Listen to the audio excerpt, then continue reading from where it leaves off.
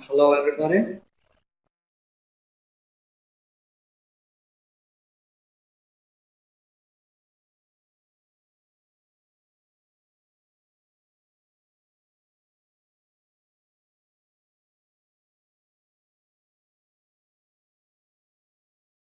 I'm Andrei from Central Ocean, and as Andrea said previously, I was an Arctic researcher at NTNU in Norway, and this project was conducted at HSVA in the large ice tank in 2016. There have been many participants, and as the title suggests, it focuses on measuring and studying wave propagation properties through ice fields and also the combined action of waves and ice on structures. In a moment, I will present the background of the motivation for this work, and then I will just highlight the main findings and experience from the tank and conclude with a summary. As I said, the motivation for this work, you have heard many times about climate change, and one of the clear facts that confirms that is the NASA's observation in the Arctic that show that the ice extent decreases approximately 3% per decade. The extent of Arctic ice decreases, and the consequences of this is that the ocean waves propagate further and further into the ice, forming so-called marginal ice zones. And one example of the marginal ice zone from the Baltic Sea, where my colleagues and me did experiments in 2016, is shown here. It's between Spitsbergen and Open Island. And as you can see, there are many flows of different shapes, different sizes, and also you see a region of open water. And probably one of the best examples I have here that shows the dynamics and actually the real action in the Arctic is this video. Here you see the environment that we work with, and this does not necessarily need to be an iceberg. This can be a structure, shape, a platform. And here you clearly see the interaction between waves and ice. And you probably also understand that studying those processes in the field is a very challenging thing, and therefore we probably prefer to go to the lab where we can control the environment better, and hopefully we can also get some reasonable results. And that was the motivation for this work. And as I said, we were focusing here on the marginal ice zone. And what's marginal ice zone, it's not actually very well defined. It can be anything from large flows to small flows to slush. And in the region close to the open water, it may even look like that. So, as I told you, we did measurements in 2016, and there are many other field observations and measurements in other regions, which confirm that waves or ocean waves attenuate as they propagate to ice covers. And this is what's interesting for researchers, scientists, how fast this happens and why, and how those processes can be modeled. And the only thing what we were able to do in the Arctic, in the real Arctic, is to place sensors on ice flows through several kilometers along the wave propagation and to study wave attenuation. In this study and several others, it's been shown that the wave propagation or the wave attenuation or the wave decay exponentially with the distance. And that's pretty much the only thing that can be extracted from field experiments. We cannot say anything about dispersion relation or the mechanisms that actually are behind these processes. And that was one of the motivations why we applied for this HydroLab project. We wanted to study how different ice covers would affect wave attenuation, or specifically how the flow size would affect wave attenuation in the tank. But in addition to this, we were also interested in ice motion in general, and also how ice and waves would interact with the structure. So there have been multiple objectives, and there have been also several researchers focusing on each of those objectives. This is our team. several universities from Europe, NTNU, Dansk University, and Clarkson University from the USA, and there's the researchers, and there's the whole team, also including the staff at HSVA that were very helpful during all the experiments. And as you know, all the projects or all the experiments at HSVA start with seeding and growing ice. This is saline ice, and the thickness here is about 4 centimeters. This is the initial, this is how it starts, and this is what we have in the morning.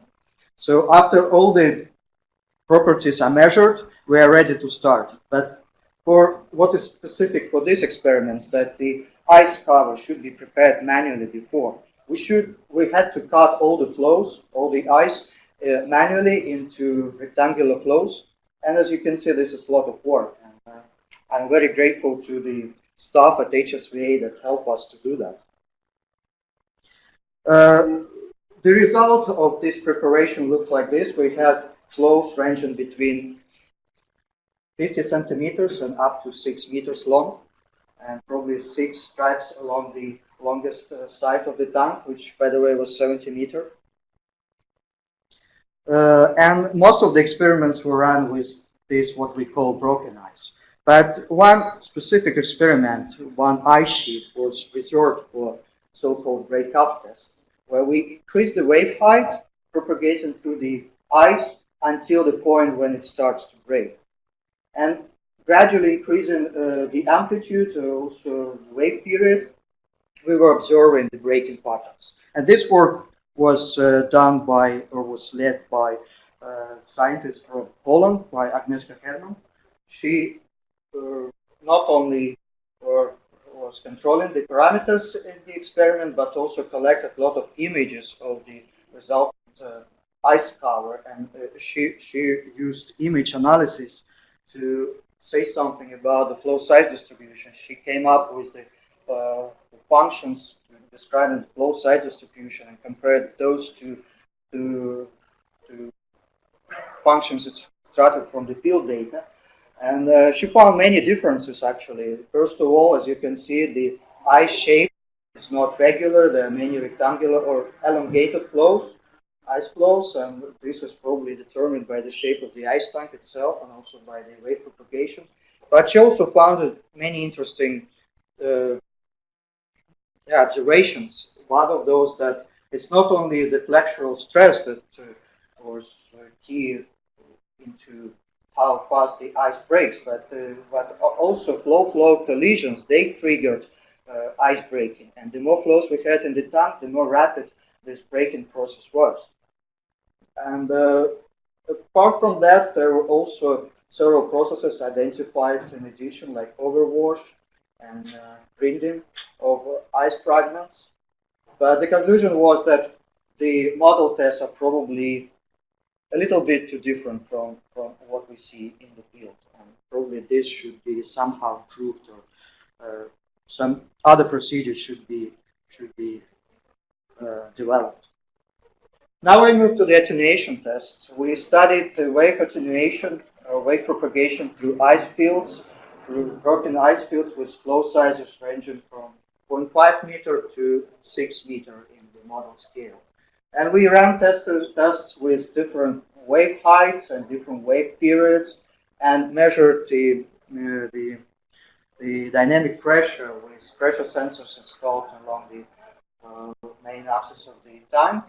There were quite many of those sensors, and by comparing the signals, which were first calibrated, we could say a lot about the wave propagation. First, it was possible to identify phase speed by just matching the peaks of the cycles in the wave sensors signals, but also we could measure and calculate attenuation.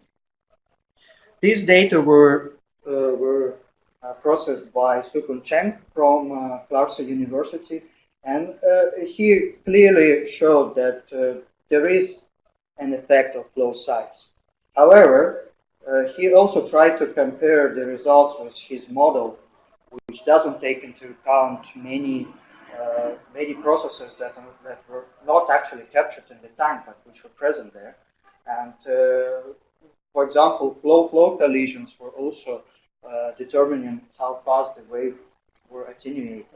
And in addition to that, we also had some overwash effects, which are quite difficult to capture, or the effect of which is difficult to capture in the tank. Some other results that's been obtained from this test are the wave dispersion parameters.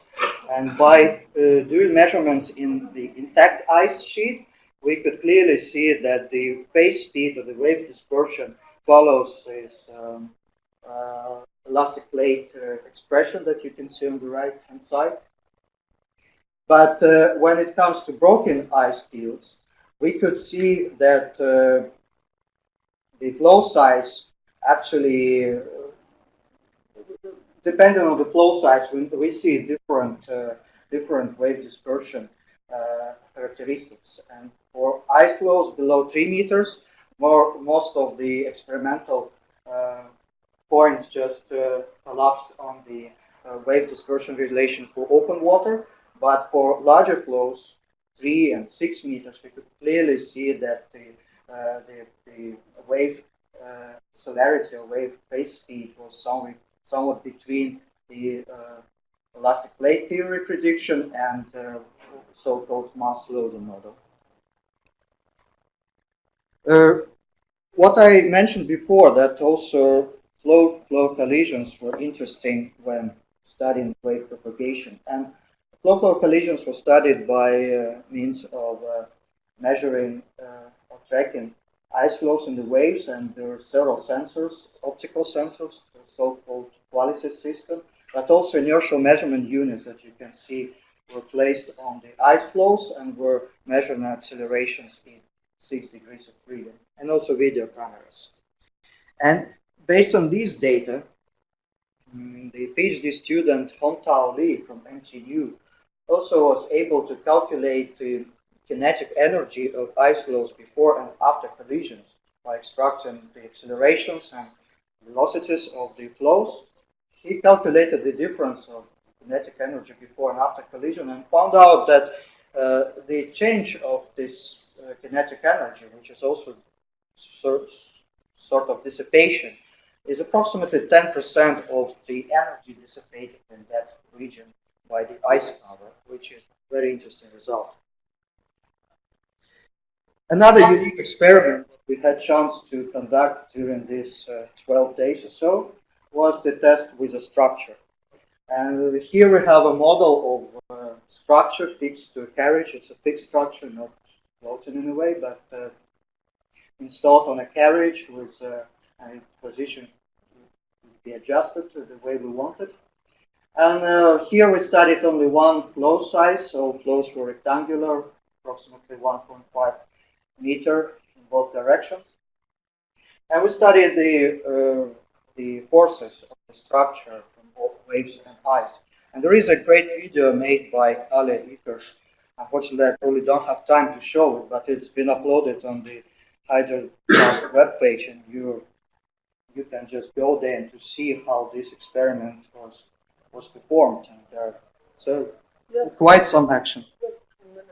I have 7 minutes. Okay, maybe I showed it at the end, because I still have some slides to show.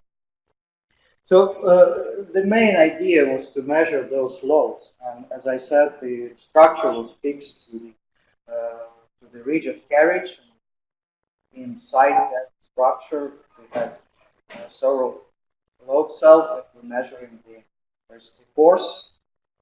But what is common for this type of interaction is that the impact nodes, they're quite rapid, so they're not very smooth and constant loads. They're just peak loads, and those type of loads, they're challenging to measure directly, as the structure will start vibrating instead of true force. We measure some kind of responses, and this is shown by the red line, the red curve on the graph. But in addition to those measurements, we also had an IMU sensor installed of the ice flow that was colliding with the structure.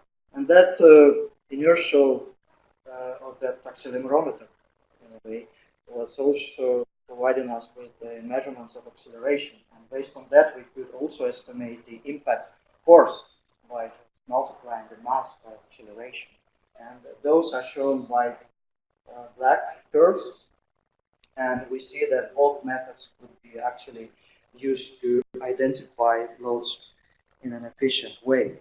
And as far as the amplitudes are concerned, we saw clearly that those impact forces were somewhat between 2 and 5 times of what was the pure hydrodynamic load on the structure, which was measured in the beginning of the experiment. You see in the graphs, and those high peaks there already due to the interaction between the structure and the ice. Yes. And by increasing the wave amplitude, or wave height, we could see the increase of those peak forces. But this increase was not necessarily linear, because also we observed that the interaction area was somewhat changing. In the beginning, we had almost no crashed ice in the interface, but after several cycles, we could clearly see that the ice starts to crash. And at some point, when we were increasing the wave height, we could clearly see that the ice started to break globally, either in splitting or bending failure, and all those processes being analyzed and data published in several publications. With all this, I would like to summarize that it's been a great project with multiple objectives. We focused on wave propagation through ice covers, we focused on ice motion and the wave action, and we studied also wave-ice interaction in relation to loads on structure. And that's been a great opportunity for us, for several researchers, for several countries to work together, and this collaboration resulted in a number of very good publications, the list of which is presented also here. And on behalf of all the members of this team, all the co-authors, I would like to thank the Hydro Lab and especially the staff at HSVA for a very successful experimental work there. Thank you very much. I think we have done. So, yes, there's some time that we can show the video if you like. Oh, we can. Or questions first, maybe, or no. How much time do we have actually? We have 7 minutes. Sorry, 3 minutes. 3 minutes. Yeah. Okay, maybe then we take it later because it still takes time. Okay, then maybe questions from the audience. I thought you had it.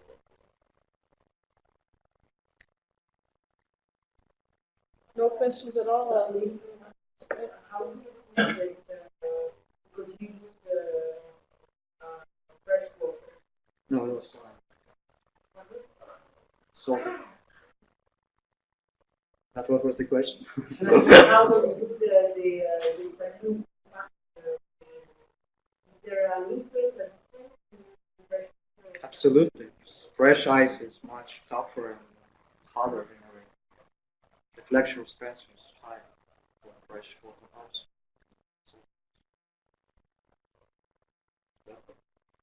So you have those load pairs about global load on structure. So have you any idea about this, how this load is compared to pure paralyzed load without waves? How this compared to pure ice loads? Yes. That's difficult to say because the mechanism is completely different. Typically, when you study ice loads, you either move the structure or you observe ice drift against the structure. But here, there's more cyclic load, which, in my opinion, is very different to what you usually study in the ice times in relation to ship resistance, loads and platforms. Have you any idea about the peak loads? Much less than pure ice load. Since we didn't consider any scaling factors because it was difficult, I don't think it's easy to compare because the test you're talking about, they're scaled and they typically refer to full scale values. Here it was the kind of first approach how to study wave ice impacts on structures. And we didn't establish scaling laws for this type of interaction, and therefore any comparison would be very speculative in my Alex? Maybe you can make a small comment, because the law is in that case, it's called the mass on acceleration. And peak acceleration depends on sample frequency. So then it could be very high, but also very short. We need to measure with higher frequencies, so then we get We take that one last question. Yeah. You said there was dissipation under collision of the blocks. What was the reason for the dissipation? Was it crushing, or bending, or friction, or can you comment on that? I can guess. I can provide with several hypotheses. I think crashing is probably the first thing we can think of. But I think also sort of hydrodynamic interaction, this water that comes out from when the ice crashes, also dissipates quite some energy. How to estimate how much, it's very challenging. But we can think of this process as also one of those that contribute to the global dissipation. Great. Okay, question. yeah. Interesting. Yeah, thank you very much. I Thank also you. very much like how much.